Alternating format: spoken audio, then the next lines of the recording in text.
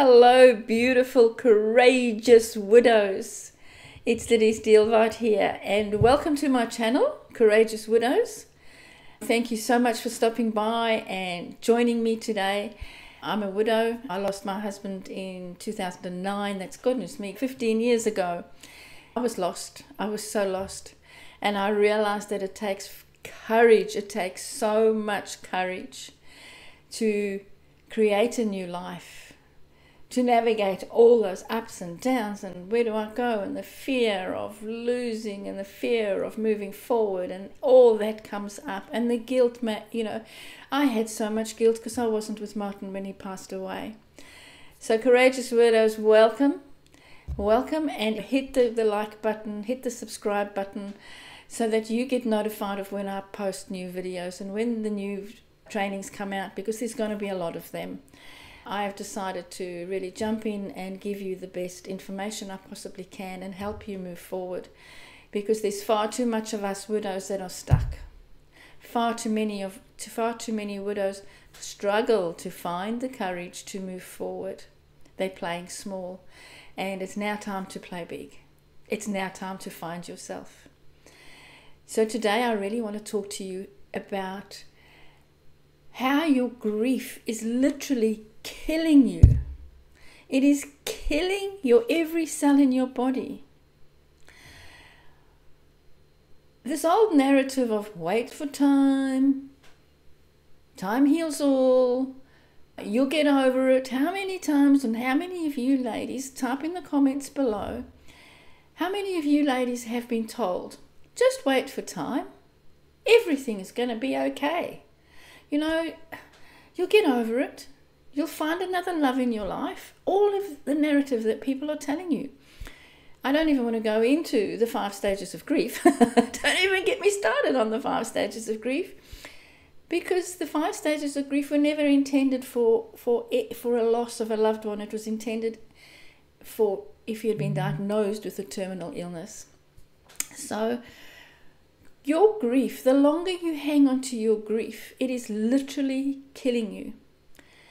How many of you ladies, and I've had many clients over the years, and I had it myself, you feel as though you're having a heart attack. You're convinced you're having a heart attack. Oh my God, I'm having a heart attack. You're having heart palpitations, you've got pains in your heart, and you're convinced that you're now going to die as well, because you're going to die of a heart attack. Do you know what that is called? That is called broken heart syndrome. And it is a condition. It is a thing. Here's the downside of that, is that if you don't address that and you don't go, oh my goodness, okay, I've got this problem. Let me tell you about one of my clients.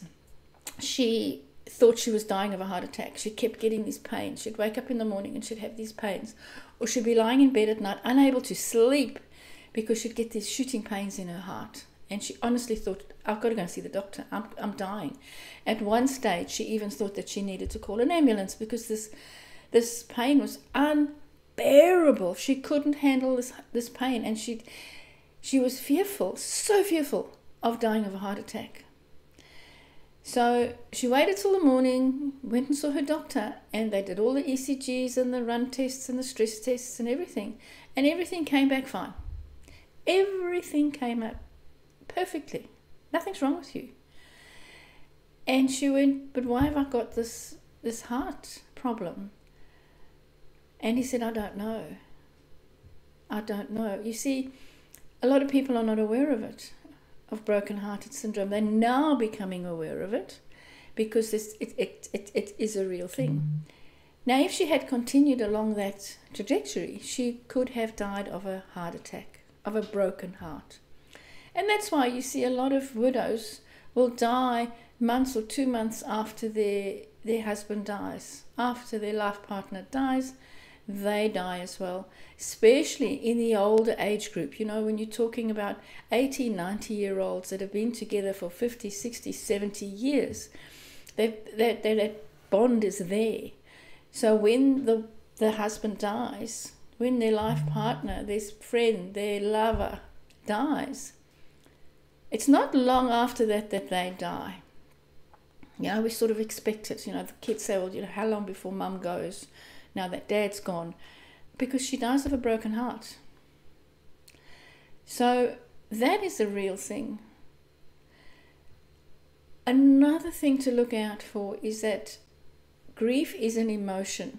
And what is an emotion? It's energy in motion. Emotion. Energy in motion.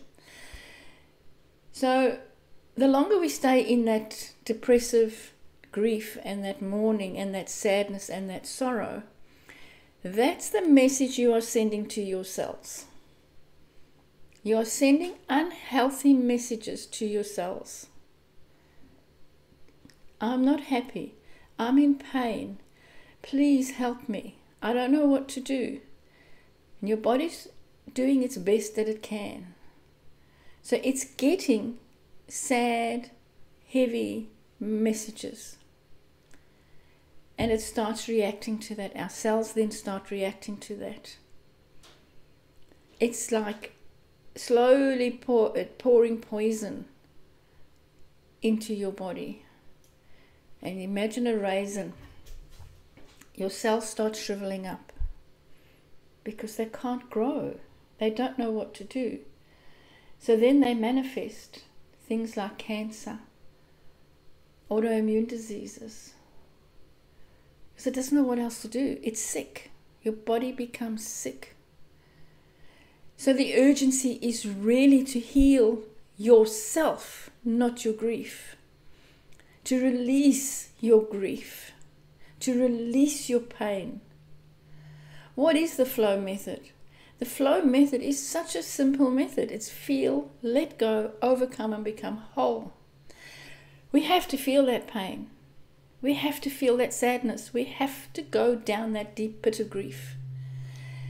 But what we do, we're all women. We all want the best for everybody else except ourselves. Yeah? So we mask it. We pretend we're okay. I'm okay. We live in the land of okay. How are you today? I'm fine. I'm okay. So we live in that land. But here's the thing. When we live in that land, we're not feeling. We're not giving ourselves permission to feel. Then, once we know what we're really feeling, and feeling is beyond feeling sad. It's beyond feeling, I'm not feeling good today. I'm crying today. That's normal. That's a very surface emotion. We have to go beneath that. That's the work we do together. That's what I do with my clients, is we go beneath all that and go find out, dig down and go, okay, what are you really feeling? Because once we get to that core feeling and that core emotion, now we can start letting it go. We're not letting go the love, the life, anything that you had with your life partner. That you'll always have in your heart. That's your love. You'll always have that. And that's why they say grief never heals. Which is a true statement. Grief never heals because you heal. You have to heal yourself. Then you can, that's the L in the flow, then you can overcome. How exciting. Now you can start your new life. Now I know what I felt. I've let go of that emotion. Now I can start overcoming it. Who am I? Learn to love yourself. I love me. Put yourself first. It's not just a nice to have. It's vital. It is vital for your growth. It's vital for your next book in your new life. Because when our life partner dies, guess what? We die too. So please, if you want to be whole again, which is the W, and what does that mean? That means now you can start reimagining your new life. Hey, what do I want for me? You found out who you are. You know what you want. You know what your boundaries are. You know what, you know all that stuff about you now that you didn't know before. Because if you're like me, I lost myself in my marriage. We all do. So don't blame yourself for that. Don't blame yourself for that. I have ladies say, I don't know who I am, Denise. I didn't know who I was. That was my first question when Martin died. Who am I? Who am I now? We got married young. We had our kids young. Life was young. It was just full on from the time I was 18. I met him when I was 16. So who am I now? I wonder who I am. And I went on this journey. This is how I started helping widows.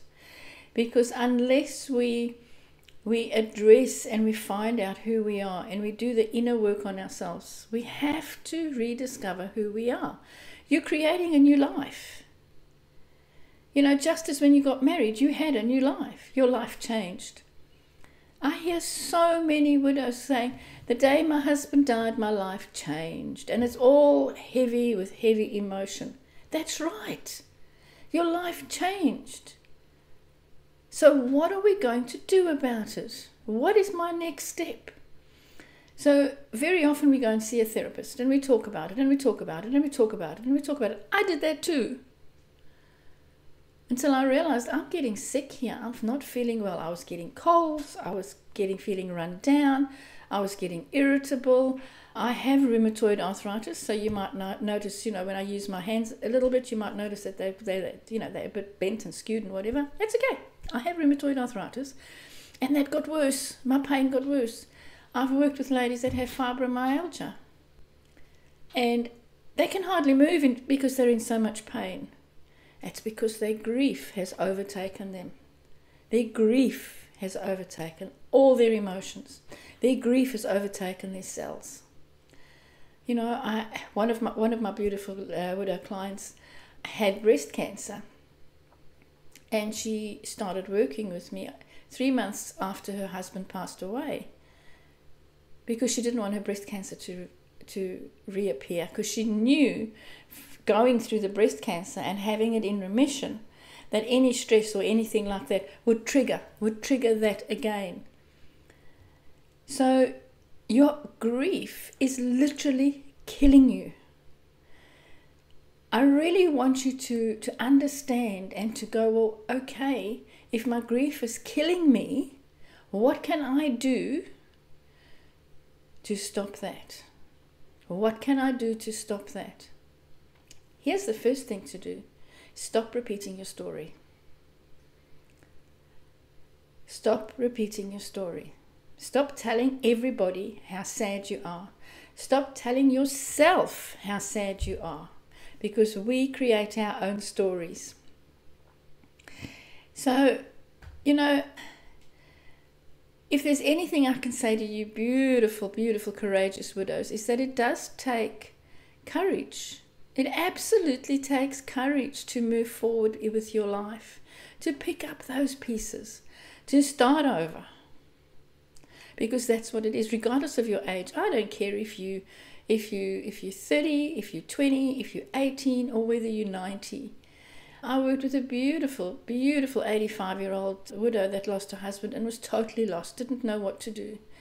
And she said to me, Denise, I don't know how long I have before I join my husband.